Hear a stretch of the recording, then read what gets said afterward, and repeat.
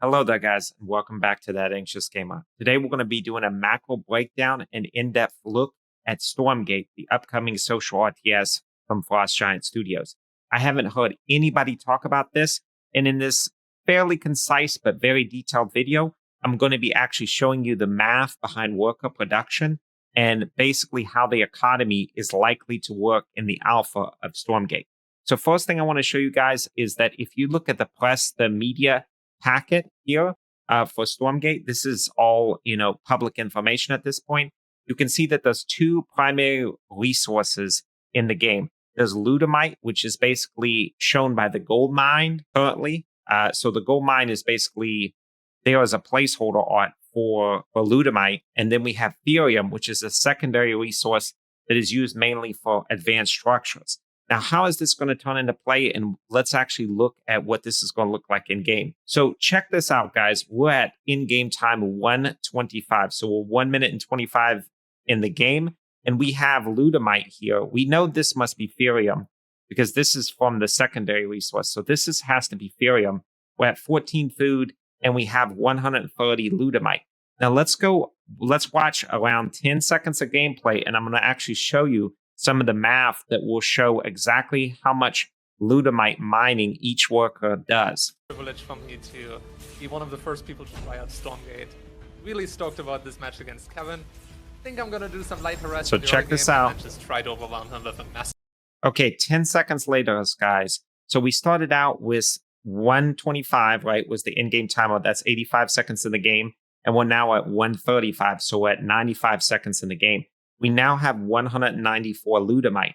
We started out at 130. So I did some quick math, guys. We had 9 workers at the beginning at 85 seconds in the game, at 1:25 in the game time.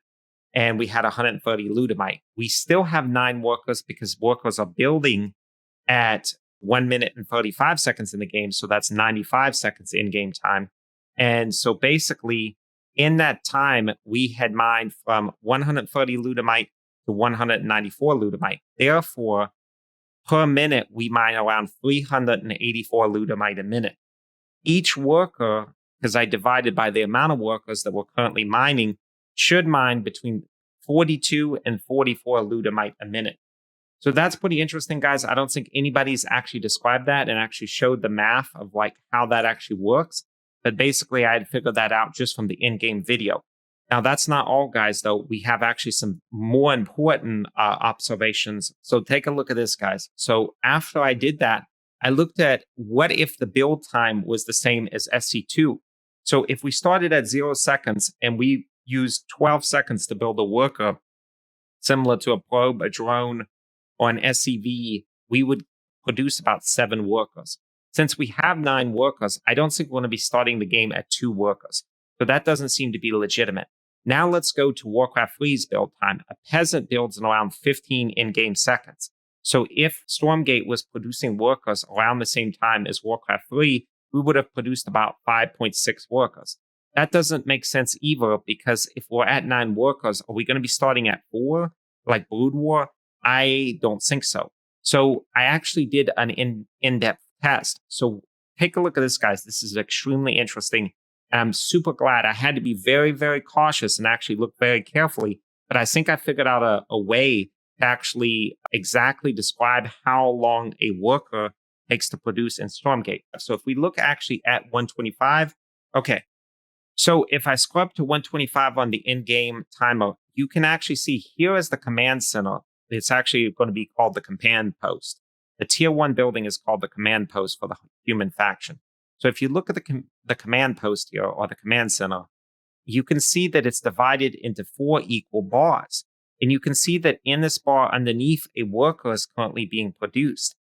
This is divided into 4 equal factions. You have bar 1, bar 2, bar 3, and bar 4. Now, we don't get to see the whole build time here because the camera pans away. But what we do see is that at exactly 125 in-game time, we're right at 1 bar. Now let's actually roll the video, and I'm going to show you that we can actually extrapolate the worker build time from the actual bars of the command center. So we can see that this command center is divided into 4 equal factions. We have bar 1 here, We have bar 2 here, we have bar 3 here, and we have bar 4 here.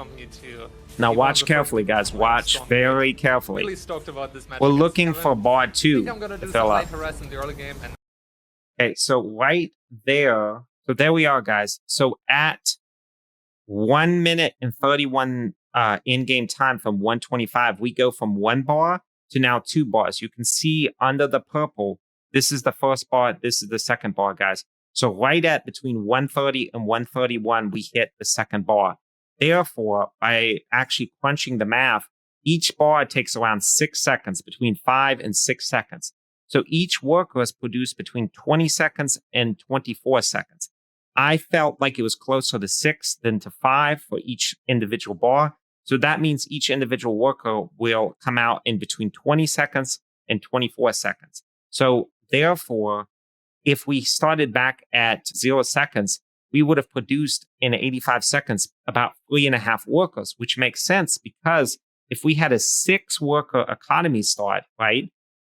In this particular case, we would be at 9 workers, which is our current worker number, and we would be producing a worker, which is this worker currently being produced. So I think, guys, I've actually deduced that at 0 in-game seconds, we're actually starting the game with 6 workers, very much like StarCraft II Wings of Liberty, and not like Legacy of the Void. So we should have slightly more workers than Brood War, which would start at 4 workers. And we're basically going back to a StarCraft II Wings of Liberty worker count, with each worker being developed or being researched in between 20 and 24 seconds. So therefore, at about 1 minute 30, you should have between about 9 and 10 workers, depending on how much you push. TLO is a professional player. He's not going to be missing worker, guys. Even if he is going for a rush build, he's not going to be cutting workers at less than 90 seconds in the game. I can guarantee you that. That would be, a huge macro mistake from somebody as good as him. That just makes no sense. So I feel like with constant worker production, we can be pretty assured that these numbers are correct.